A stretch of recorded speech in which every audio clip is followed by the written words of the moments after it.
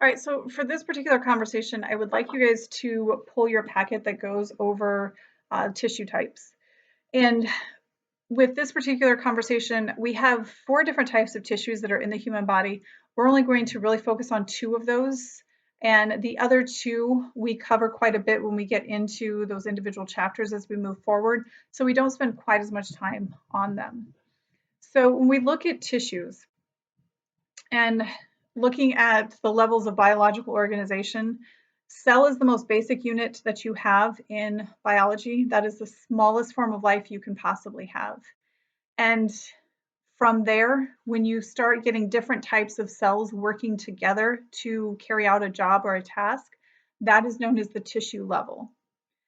And so that's really where our focus is going to be. The items that we're talking about are going to be those structures that are made out of different types of cells. Those different types of cells are all working together in order to get a specific job done for the body. As I already mentioned, we've got 4 major tissue types. We have epithelial, we have connective, we have muscular, and we have nervous. Epithelial and connective are really going to be a large majority of our focus. Muscular and nervous, we pick up as we move through those chapters. And so I'll introduce them in this particular conversation, but we're not going to spend a huge amount of time on them. So starting with epithelial, when you look at your epithelial tissue, it is, we move over to the top of page 2. Your epithelial tissue is going to be a type of tissue that is going to be found in places that really need some type of lining. So it refers to your hollow organs. It's talking about things like your stomach, your intestinal tract. Those places that have an open area in them are going to have this lining that is going to be found on them. You also are going to have epithelial tissue that is going to form some of the different membranes that you have in your body. We talked about parietal membranes and visceral membranes. Those are also going to be part of that epithelial tissue category as well. Now, the thing about your epithelial tissue, one of the main features about it is that it is avascular, and that prefix A indicates without. So it is telling you that this particular type of tissue is without any blood vessels. It is very thin, and it's usually somewhat clear in nature. You would be able to see through it for the most part. But what that epithelial tissue is going to do is it's going to help create a protective lining in and around your internal organs. So if you look at that slide at the top of page 2, it talks about sheets of cells that are going to form linings for your other structures. I kind of already indicated that. It's also going to help form your different types of cell junctions. Now, within the body, you guys have different ways that your cells can adhere or attach to each other in order to perform different tasks. And sometimes when people think of cells, they kind of think of these round structures just free floating. But in a lot of cases, your cells are going to be locked or fixed in a particular location. And these epithelial cells are going to help create those attachments so that you can secure and maintain and keep your cells where they need to be. If you look at the middle of page 2, it talks about the different ways that you can categorize your epithelial tissue. When we talk about epithelial tissue and you start to get into the names are going to come from 2 places. Number 1, they are named for the number of layers that they possess, and they are named for the shape of the cells that are involved. So with your epithelial tissue, you can have a simple epithelial tissue, and that's going to tell you there's 1 layer of cells. That's it. 1 layer indicates or gets that simple term in the name. If you have 2 or more layers of cells involved with epithelial tissue, that is going to be referred to as stratified. So if you look at that slide in the middle of page 2, it shows you simple epithelium. You can see those cells, and you can recognize a cell. You have the nucleus, that little round structure in the middle. That's indicating where one particular cell is. So you can see that there's just 1 layer of cells there, nothing stacked or layered. The bottom part of that slide shows you stratified epithelium, and in this particular case, it shows you 3 layers of cells. Again, each individual cell is going to be marked with its own individual nucleus, so that you can see that, and you can see how the 3 cells, or 3 layers, are tiered or stacked on top of each other. You would refer to that as your stratified. Now, one of the other terms that you have there, it indicates the basement membrane. So if you think about your cells, and let's say we're looking at the cells lining the stomach, you're going to have one side of the cell that's actually going to be attached to the wall of the stomach. And where the base of the cell and the stomach attach to each other, that connection is known as the basement membrane. The other side of that cell is going to face the open area of your stomach where food would go when you swallow it. The side of the cell that is facing the open area of the stomach, that is known as the apical side, A-P-I-C-A-L. So when we talk about epithelial cells, you have different number of layers, but then you also have different sides to the cell. If it's anchored or attached to another structure, that is the basement membrane side. If it is facing an opening or a hollow area within a particular structure, that is known as the apical side. Now, part of the reason why I bring this up is if you are doing a lot with tissues and you have to recognize tissue types, one of the things that you need to be able to identify is exactly where the layer of tissue is that you are looking at in a slide. And this is something that we will do as an activity. Wherever the basement membrane is, you can tell that because it's usually going to be shown by a color change. So the cells might be light pink, and then all of a sudden you'll see it transition into a different color, usually a darker color pink because of the stains that they use on cells. And that's going to tell you where that basement membrane is. So if you can find that basement membrane and you notice that on top of that basement membrane, there's only one layer of cells, you know you're looking at a simple type of epithelial tissue. If you find that basement membrane and there are several layers of cells stacked on top of it, then you know you're looking at stratified. So being able to identify basement membrane, and like I said, it's going to also come with a color change in the cells. It's really going to help you be able to identify the type of epithelial tissue that you are looking at.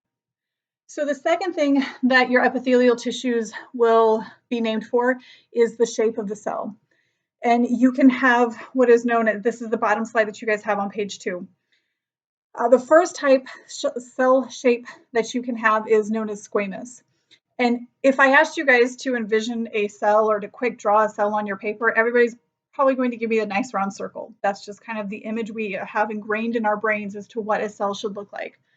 But when we have these squamous cells, what actually is happening is these are usually in places of the body where these cells are dying and the body is getting ready to get rid of them. And so because they're slowly dying off, one of the things that happens with that is they will start to lose their cytoplasm. Kind of like having a water balloon and starting to let the water leak out of it. That size of the balloon is going to start to deflate and get smaller and smaller. And that's exactly what is happening with the cells as well. As that cytoplasm leaks out and leaves the cell, it deflates and it becomes this flat shape. It's no longer that nice round circle that we think of cells being. So if it's a flattened shape, that is going to be squamous. So if I have one layer of these flat cells, I would call that a simple squamous. If I have several layers of these flattened cells, that would be known as stratified squamous. Now, one thing to keep in mind is that the very top layer is going to be the thinnest because they've lost the most cytoplasm. The layers underneath tend to have a little bit more cytoplasm because they're not quite as far in the death process.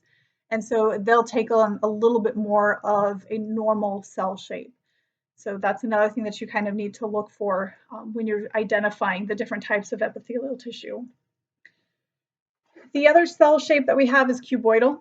Cuboidal is going to be a cell shape in which the height and the width are pretty much the same. Not perfect, but if it's almost as tall as it is wide, that's going to indicate to you that it is a cuboidal shape, taking on that cube name. And then you also have what are known as columnar. Columnar are going to be taller than they are wide, and they look like little towers. So when you start to see that the cell is going to be much taller than the width of the cell, it would transition and become a columnar cell. The other type that you have is pseudostratified.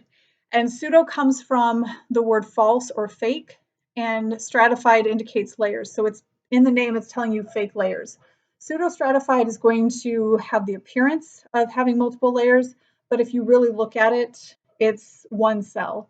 And this is found in places, usually in the respiratory tract. It's not uncommon to find pseudostratified, but the nuclei within the cells are at different places. And so because you have one cell and the nuclei is high, and then the neighboring cell, the nucleus might sit low, and the nuclei are at different locations, it looks like you have several layers of cells when you in fact only have one. If you flip over to page 3, it talks about some of the different types of epithelial tissue. I know that that one is incredibly small. We are going to go through this in class, so don't worry about that one if you're having trouble seeing it. We will pick that up and go over that information next time that we meet. In the middle of page 3, it talks about cell junctions. And I had mentioned this earlier, that your epithelial tissues are going to be responsible for how your cells are going to be able to attach or fix together. And there are 3 different types of cell junctions that we need to focus on. You have the desmosomes, you have gap junctions, and you have tight junctions. So the first one on your list is the desmosomes. And this is going to be when you have cells that are attached to each other, and they are going to create a situation where the attachment is so secure and so tight that nothing can get through. So you have these 2 neighboring cells, and not only are they coming in contact with each other and touching one another, but there's actually going to be a protein rod, typically, that extends from the inside of one cell, moves through both of the cell membranes, and then is on the inside of the neighboring cell. And because that protein rod moves through both of those cells and secures from the inside, it really makes that junction or that link between those 2 cells very tight and very secure.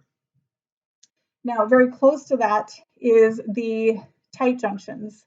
And the tight junctions are going to be where 2 cells are attached to each other, but this attachment is only going to happen from the outside.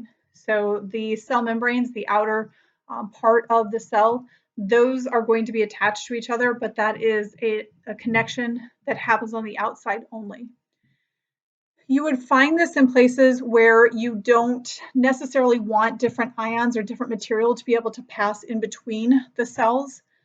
And the reason for that goes back to our chemistry conversation that we had. We talked about some molecules, some atoms carry charges on them. And because you have these positive and these negatives, you want to make sure that you can isolate where they're able to move sometimes, so that you don't have the wrong chemical reaction happen. And so by making sure that this particular ion or this particular atom is not floating past these cells and maybe potentially using things that they need because of their positive charge and it's attracting other molecules to it, it just creates a barrier to make sure that you or the body can really regulate how things are moving and where they're able to move. The last one is a gap junction, and gap junctions are actually going to create tunnels between 2 cells. So the first 2 are really geared at preventing movement and limiting movement of material and creating a connection between 2 cells so that materials can't pass between the cells. With a gap junction, what we're trying to do is we're trying to create a situation where you have cell A, cell B right next to it, and let's say we need to get something from cell A to cell B. Well, if it has to go outside of the cell, travel over to where cell B is, and then try and make its way into cell B, when it leaves the first cell and it's traveling to the next cell, the whole time it's outside the cell, there's the potential again that something else will come along and use that molecule. And then it's not able to get to its destination, it's not able to be used by that cell, and that poses a problem. So the cells create a situation where we can just pass that molecule from cell A to cell B. It never has to leave. And therefore, it reduces the chance that that molecule is going to get consumed or used up in some other random chemical reaction. So basically, if you've ever seen the Skywalk system downtown, that's exactly what these gap junctions do. Skywalk is a situation where you have two different buildings and you have a tunnel that is going to connect those two buildings so that you don't ever have to walk outside and be exposed to the elements or the conditions outdoors. And that's what your gap junctions do. Tunnel from cell A to cell B, molecule in cell A can just pass through the tunnel, make its way over to cell B, and is not going to get consumed by some random ion or chemical reaction outside of the cell. The last slide that you guys have on page 3 is a visual for the different types of cell junctions. So you can see through those pictures, A, B, and C there, the different, you have the desmosomes at the top in that first picture, and you can see how those rods are moving through the cells, and they're actually going all the way into the inside surface of the cell. Tight junction, you can see where that is all exterior, that's holding those two together. And then the gap junctions, not as easy to see that those are actually tunnels that are allowing materials to pass through, but that's essentially what it is. If you move over to page 4, page 4 at the top talks about the different types of glands, and I'm going to hold off on that conversation. We get into the endocrine glands in second semester, and so we're going to talk about that a little bit later. That moves us into our connective tissue. And connective tissue, the number one thing that I want you to remember about connective tissue, it's the most abundant tissue type we have in the whole body. So we have the 4 types: epithelial, connective, nervous, and muscular. But out of all of them, connective tissue is going to be the most abundant type of tissue that we have in the body. Now, part of the reason that it's the most abundant is because this is a wide variety of tissues that you have. You have everything from bone, which is a very hard substance. Then you get into tendons and ligaments. You have cartilage in there, all the way to blood. So you go from one of the hardest structures that you have in the body all the way to blood, and it even includes adipose, which is your fat tissue.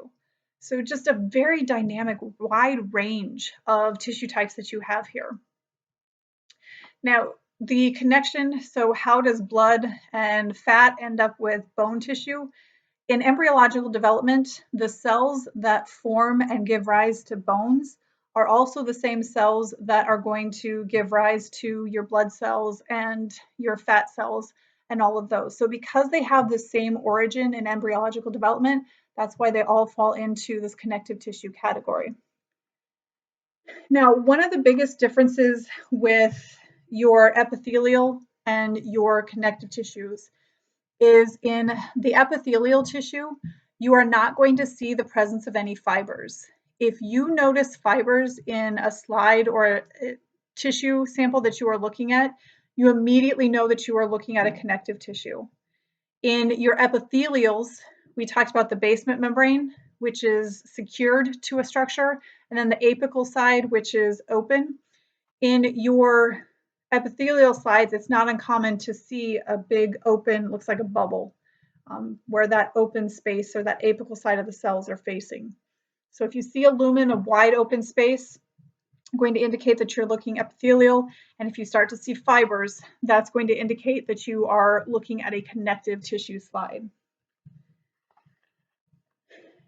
If you look at page 5 of your packet, so the different types of cells that we have in connective tissue, and we're going to put visuals to this. I have color images that you guys are going to be able to see and put that to these different terms. But I do want to talk through a couple of these. First one is bone.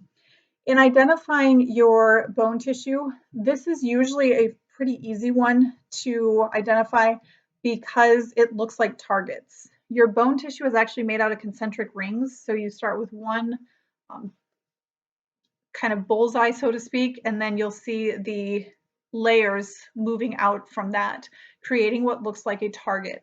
And so when you see that, and you'll see a target here and then a target here, and it's all of these targets collectively put together, that is actually your bone tissue.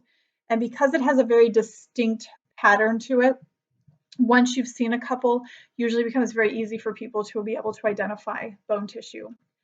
When you're looking at slides, your blood is going to be noticeable because of the fact when we think of blood, we think red. And so when you look at a blood slide, you're going to see all of the red dots showing the red blood cells. And every once in a while, you'll see a purple cell, usually a little bit bigger than the red ones, pop up. And those are your white blood cells. So through the staining that happens to prepare the histology slides, the red blood cells will kind of keep that reddish to pink color, and the white blood cells are going to take on a purple color. And so when you see those, usually makes it a little bit easier to identify that blood slide. Then you have your dense regular connective tissue. And with dense regular, I would put waves down for this one. It gets the regular name because of the fact that it has a regular pattern that it follows. And it looks like somebody took a just a wave and then stacked a bunch of them together or right next to each other. And so you just see wave after wave after wave. And that is going to be what your dense, regular connective tissue looks like. Irregular is very true to its name. The fibers in your dense irregular don't line up with each other. You get a very, very random pattern because those fibers don't align with each other. They are very erratic in their arrangement, and that is where the irregular name comes from. Tendon and ligament, we're going to skip over those for right now. Find your adipose. With adipose tissue, now adipose is going to look like a bunch of air bubbles, and you can tell the difference between epithelial, because I told you in epithelial, you'll see a blank open space. You just have one, that's epithelial tissue. If you have a bunch of what looks like empty cells all together, that is going to be what your adipose tissue looks like. Because there's a large water component to your adipose cells, you really don't see a lot of other structures or materials in those fat cells. Even though they're there, they don't show up in your average histology slide. So if it just looks like a bunch of, you can see the outline of the cells, and then there's nothing in the middle of them, and there's a whole bunch of them, that's your indication that you are looking at adipose, or you're looking at fat cells. Then you have reticular and areolar tissue. Now, with reticular, this is going to have the fiber structure to it, but they're very, very thick. They are black, they are dense in nature, and it looks almost like somebody took a piece of paper and crumpled it up and then took a picture of it. And again, I know kind of the verbal explanation doesn't go a long way right now. We are going to reinforce and back it up with visuals. So for right now, just kind of understanding the basics of what you're looking for when you try to identify those. And then we'll come back with the images as well. With areolar, you are able to see the fibers, but the fibers are very straight lined. And so with that, it actually looks like somebody took strands of hair and laid them across the slide. And you'll just see hair kind of laying this way and that way. Not organized, there's no pattern or arrangement to it. But when you first look at it, your initial thought is it just looks like strands of hair laying on the slide. That is going to be your indication that you are looking at areolar connective tissue. So if the fibers look like somebody crumpled them, that's reticular.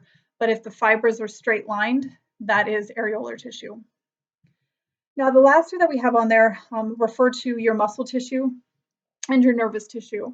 And with muscle tissue, there are three basic types. You have cardiac, you have skeletal, and you have smooth muscle. And with those being able to identify them, your cardiac is going to have very dark lines between the cells called intercalated discs, and it creates a very visible link or union between two individual heart cells. With your skeletal, Your skeletal is going to have an arrangement where the nuclei are a little bit different. Usually a nucleus is going to be right at the center of a cell. In your skeletal muscle tissue, those nuclei get pushed out to the sides. So if you're looking at a slide and you notice that all the nuclei are pushed to the outer edge of the cells, they're not in the middle like you would typically think, that's your indication that you are looking at skeletal muscle. So if you can see a dark line, almost like a band between the cells, that's going to be your cardiac. If you can see that the nuclei have been pushed out to the sides of the cell, that is your skeletal. And for smooth, smooth actually has what is called a spindle shape to the cells. And so they're very thick through the middle and then they taper at the edges. So kind of rounded and thick through the middle, and then as you move to the sides, they taper down almost to a point. So if you get that spindle shape, that is your smooth muscle fiber. Nervous tissue, very distinctive. It looks like a star. So with a nerve cell, you have the cell body itself, the main part of the cell, and then you have all of these extensions that branch off of it, giving it a starburst type appearance.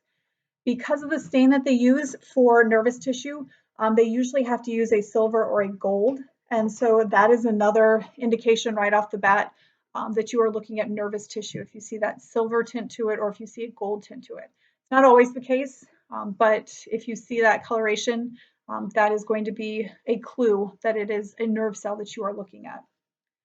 So that is our introduction to tissues. As I mentioned, we will spend some time next time that we have a face-to-face meeting going through those slides, being able to look at them and put the verbal explanation to an actual image of those different types of tissue that you guys have in the body.